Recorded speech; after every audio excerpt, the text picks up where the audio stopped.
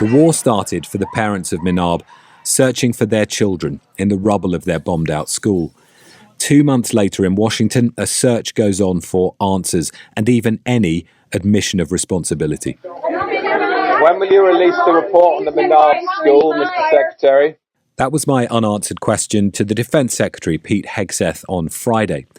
Despite reports the US military's initial probe suggested the US struck the school and clear evidence its missiles targeted the Iranian base next to it, the Pentagon will still say nothing more than it is investigating.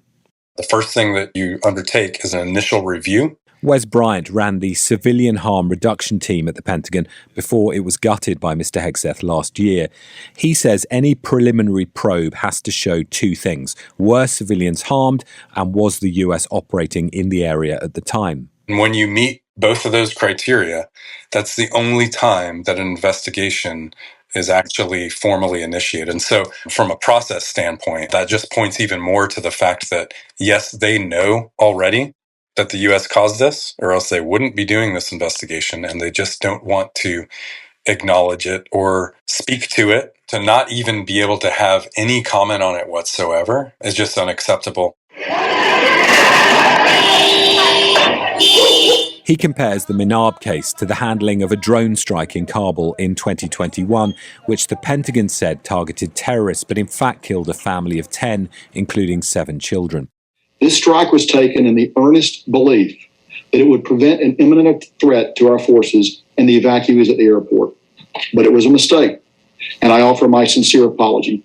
Less than 3 weeks after the bombing, the Pentagon had admitted its responsibility and apologized. 36 hours after the attack, it's still extremely hot here in the shelter. Behind me, rescue workers are taking out more charred bodies, many of them tiny bodies, obviously of children.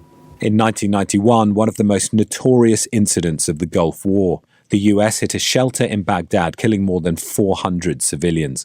The Pentagon first tried to blame Saddam Hussein for putting people in harm's way, but was almost immediately answering questions and accepted it was a US strike. All of this is further than the current administration has gone on the Minab strike. Rachel Van Landingham is a former judge advocate in the US Air Force. I think it strikingly departs from the standard response. Administrations in the past at least demonstrate fidelity, right, a commitment to the law of war by saying we are going to investigate and we feel terrible about what's happened. And this is what's been missing within this administration to ensure this doesn't happen again. Will the U.S. accept any responsibility? Well, I haven't seen it. And I will say that the Tomahawk, which is one of the most powerful weapons around, is used by, is sold and used by other countries, you know that. And whether it's Iran, who also has some Tomahawks, I wish they had more. 10 days after the strike, President Trump blamed it on Iran without providing any evidence. Mr. Hegseth stuck to a minimal, carefully worded line. Thank you. Come back to the BBC. Can you give us an update on what the administration knows, what you know now about the reported strike on a girls' school in southern Iran on Saturday? All I can say is that we're investigating that. We, of course, never target civilian targets, but we're taking a look and investigating that. On Capitol Hill, opposition lawmakers have written several times to the Defense Secretary. I've been shown 2 of the Pentagon's responses, which give no answers, saying only it is investigating. Adam Smith is the top Democrat on the House Armed Services Committee and has been in closed-door briefings with Pentagon officials. Basically, it's the prosecutor's equivalent of we don't comment on ongoing investigations, which is pathetic and completely inadequate at this point. Has there been even an admission this was a U.S. missile then? There has been no admission. It's not a complicated set of circumstances. I think everybody in the world now knows what's happened.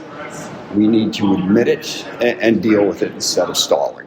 I asked the Pentagon why there had been no comment about its preliminary findings, about when the full investigation would be released, and about the stark differences with historical precedent. They said, again, it would be inappropriate to comment due to the current investigation. 2 months on, the parents of Minab have only silence compounding their trauma. And one of the voices in that report was that of Wes Bryant, a U.S. military veteran and former chief of civilian harm assessment at the Pentagon, whose role involved working to reduce civilian casualties in war.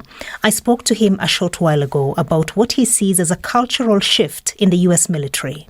You know, when we look at past incidents of civilian harm at this scale, and luckily there hasn't been very many in recent decades, but there have been a handful, we'll typically see some level of acknowledgement that a strike did occur at a given location.